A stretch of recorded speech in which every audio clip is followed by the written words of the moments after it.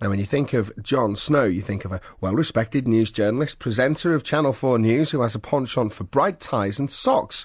But 40 years ago, he was a student at Liverpool University. During his time in the city, he took part in a famous protest against the uni's then-Chancellor, Lord Salisbury, and the institution's alleged links to South Africa. His involvement in the action ended up getting him kicked out, but it's fair to say he's done pretty well for himself so far since, and joins me on the line now. Good morning to you, John. Good morning, Ian. Do you remember that protest then? Could I ever forget it? Good God, it was an absolute watershed in my life. No, it was a massive event in which huge numbers of people were involved, thousands, and it was sublime to be alive. And sublime to be in Liverpool. Was it? Did you enjoy your time here? Oh, I loved it. I really loved it. I have to ask, let's dig into the reasons behind the protest. Why was it? I touched on it there. It was about Lord Salisbury and connections to South Africa. Why did you sort of take over the building?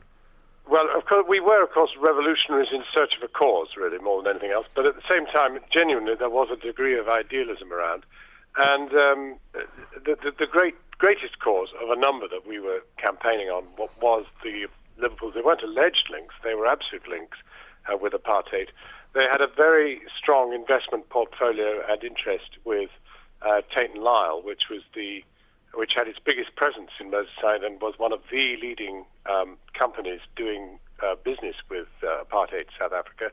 And we felt that a liberal arts institution, engineering, medicine, all the rest of it, shouldn't have anything to do with apartheid in any sense. And, were we not dead right? 40 years ago, people thought we were monsters and loonies. Today, people think that anybody who did any deals with South Africa were monsters and loonies. Yeah. Can you believe it was 40 years ago? I absolutely can't. I don't feel a day older. It's amazing how fast time flies when you're having fun. And we had a lot of fun in the sit-in besides anything else. But I think I think we went down for a great cause. In the end, the university responded as no other university in the country did, expelled 10 of us. Some of us were allowed back. I never went back. They behaved outrageously. They denied us natural justice. They spent vast amounts of money on a QC to put their case. We were undefended until our appeal, when the wonderful professor of law from the London School of Economics came up to defend us. It was a very, very dark day for civil liberties in the university. But let me say this. I've been back to the university this first time this year, the first time since I was expelled. And it's an absolutely different place with just not the slightest relationship to the ridiculous institution that kicked us out 40 years ago. I'm incredibly impressed at what's happened since. Yeah, obviously things have changed considerably over that time. But did what happened during those protests change your life direction? I mean, we all know of you from the television as a very respected journalist and presenter. Did this have a founding influence on which direction you were heading in?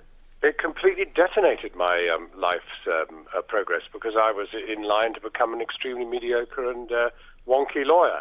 I was in the law faculty. I was struggling around below the waist of the outfit. I think I was well down the order of people in the law faculty, but I was intent on becoming a barrister.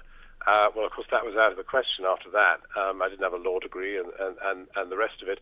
I think the big thing, Ian, is that I went to Liverpool having just done VSO in Uganda. And so for me, having lived in a black African country in which there was majority rule, I think to a sort of, idealistic late adolescent, the evils of apartheid struck me even more strongly. And I think what has happened actually has guided me through my life ever since. I've had a passionate interest in Africa. I have a passionate interest in civil liberties and in harmonious race relations and the rest. I am grateful to Liverpool more than I can say. Being sent down was the best thing that ever happened to me. The interesting thing about it is that, 1970, there'd been a few sort of university protests and sit-ins over the decade before, really. But during this protest, I think the real cause, the real heart of it, of the cause, was such a strong political cause that we could respect it in hindsight, maybe more than we did at the time, but we can respect that. Students these days don't seem to be quite so political. Well, we shouldn't over-respect it in the sense that, this was the 60s. I mean, it was 1970, Liverpool was a little bit trailing. But the truth of the matter is that we were still, slightly flower power, invention of the pill, still kind of living the exotic, revolutionary days of the 60s. And we were, in search of a cause, and we did have a tremendous time in there. I mean, at one stage there were well over 1,000 students in there. By the end there were perhaps only about 300. But, there it was. I'd now, look, poor things, look at student loans. I mean, look at the incredible burden students have to carry. We've become much more egalitarian. We've allowed... enabled many, many more people from many different economic stratas to get to university. But boy, do they really have to pay for it. And I think being at university is a much more testing issue now than it was when we were there. We were there on full student grants, whatever our incomes. Yeah, exactly. Many of the students who took part in the 1970 protest are reuniting in Liverpool this weekend on the university premises, following a letter from the current Vice-Chancellor who says, and I quote, to move forward with respect and conciliation. Do you think that's a positive step from the union, and a surprise one, maybe? I think, as I say, it's a completely different place. The Vice-Chancellor today is a completely different sort of person from the people who populated that post in the past. I mean, the whole story really is light years away, and I think that their graciousness in having us all back and the rest of it, I'm alas not able to be there, but just indicates how far we've travelled. Honestly, I mean, when I went up there earlier this year, it was just last year, end of last year, they knew very little about what had happened, and they were absolutely bemused. I mean, they couldn't really believe that it had happened. They couldn't believe that huge, then modern block in, Abercrombie Square could really have sported a red flag and had thousands of people singing and the rest of it. They just thought it was some other place on some other planet. Do you think, are you going to be able to come up and take part in this reunion? I can't, unfortunately. No, I'm off away. But I wish them fantastic well. I've got lots of friends who are going, and we're all in email contact with each other. And well, I hope to be there for the 50th, which will be a much grander affair. Oh, I'm sorry. Then we really will take the town apart. Yeah, well, all right. We'll inform Merseyside Police. What led to you throwing paint over a statue of Queen Victoria in Scarborough? Well, no, that was in my previous institution. You can see I was already into some sort of trouble. We were actually doing a rag stunt for Shelter. It was the very first year of Shelter's existence at Scarborough Tech, and we tipped a bucket of whitewash over the rather dark and daunting statue of Queen Victoria. It was done with respect.